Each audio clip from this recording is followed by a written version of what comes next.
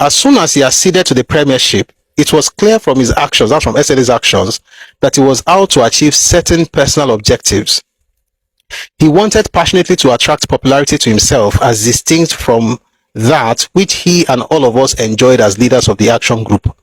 He wanted to demonstrate that he was more skilled in the art of governance and more devoted to the welfare and happiness of the people than his predecessor in office. Above all, as was discovered later, he wanted to be both premier of the region and leader of the AG. He said about these objectives in a manner which he no doubt regarded as adroit. And I've said it earlier, primary ambition Baba SLA was to be both premier and leader. And I'll tell you something, in 1,000 years, it could not have happened.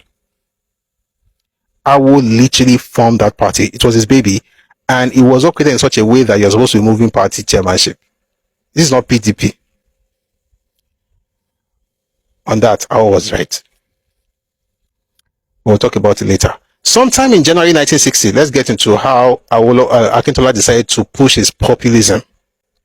Sometime in January 1960, during his first month in office as premier, Akintola told me rather casually that he was thinking of reducing rates and taxes in the region. I advised him not to contemplate such a policy as it was in our circumstances dangerous or dangerous, like Odumeje, dangerous. Then on 10th February 1960, at Akintola's request, a meeting was held in my house at Ibadan. It was attended by Chief Akintola himself, Chief J.A. Owodebiyi, and Chief Simeon Adebo. The latter two were Minister for Finance and Permanent Secretary, Ministry of Finance, respectively. Now remember, please, this man, Chief J.A. Owodebiyi, who is the Minister of Finance, or what we now call Commissioner of Finance, was the same person that Akinjide referred to here when he was talking about the fact that there was no money.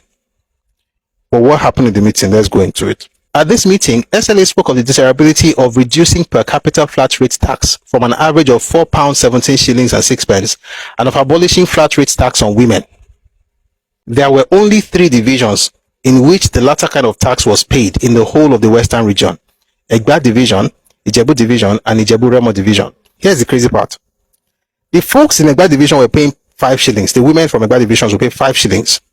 The ones from Ijebu Division were supposed to pay 10 shillings. The ones from Awolowo's constituency were supposed to pay £2.